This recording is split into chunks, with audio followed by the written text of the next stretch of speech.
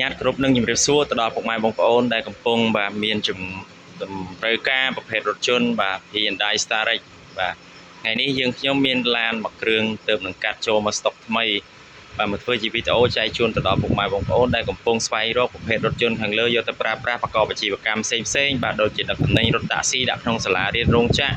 ជាមួយនឹងអាជីវកម្មផ្សេងៗទៀតក្តីពុកម៉ែបងប្អូនអាចធ្វើការតំណមកកាន់ឃ្លាំងយើងខ្ញុំបានបាទយើងមានរថយន្តជាច្រើនគ្រាន់តែយើងផ្ដោតទៅលើបាទរថយន្តមួយគ្រឿងនេះសិនសម្រាប់ឲ្យចែកជូនដល់ពុកម៉ែបងប្អូនបាទចង់ប្រភេទបានប្រភេទឡានស្អាតបាទជាប្រភេទស្លាកលេខមួយទឹកបាទម្ចាស់ដើមចឹងពុកម៉ែបងប្អូនអាចធ្វើការតំណមកកាន់យើងខ្ញុំបានបាទឡានមួយគ្រឿងនេះគឺស៊េរីឆ្នាំ2010ផ្លាកលេខភ្នំពេញ 2BP បាទ44និង71ដែលទើបនឹងកាត់បានថ្មីក្តៅបាទយកមកធ្វើជាវីដេអូចែកជូនដល់ពុកម៉ែបងប្អូនបាទហើយរថយន្តមួយគ្រឿងនេះដែរតម្លៃយើងដាក់ជូនត្រឹមតែ 13800 ពុកម៉ែបងប្អូនបាទ 13800 អាចធ្វើការមលុះសុទ្ធដោយមិនបាច់មានប្រាក់ចូលរួមបាទជាមួយនឹងឃ្លាំងក៏បានពុកម៉ែបងប្អូនឯកសារងាយបាទសិក្សាលឿនដកឡានរហ័សយកទៅប្រកបអាជីវកម្មបាទពុកម៉ែបងប្អូនអញ្ចឹងបើមានចង្អល់ផ្សេងអាចធ្វើការតំណមកកាន់បាទលេខទូរស័ព្ទដែលមាន Telegram រួចជាស្រេចបាទឡានមួយគ្រឿងនេះយើងពាក់ឲ្យអស់ពុកម៉ែបងប្អូនបាទឈ្នាន់ចំហៀងបាទអ៊ីណុកលេងកាងអីគឺប្រចោះភ្លើងអីគឺមានមួយសេតបាទជាមួយនឹងប្រអប់ជាប់ជាមួយនឹងវីមញ៉េថាច់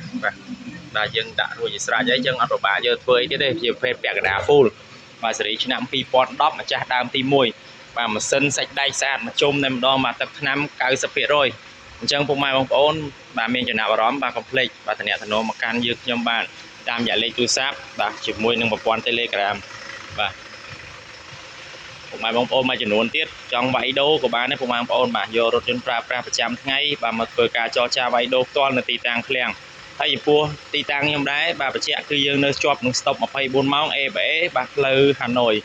បាទភ្នំពេញ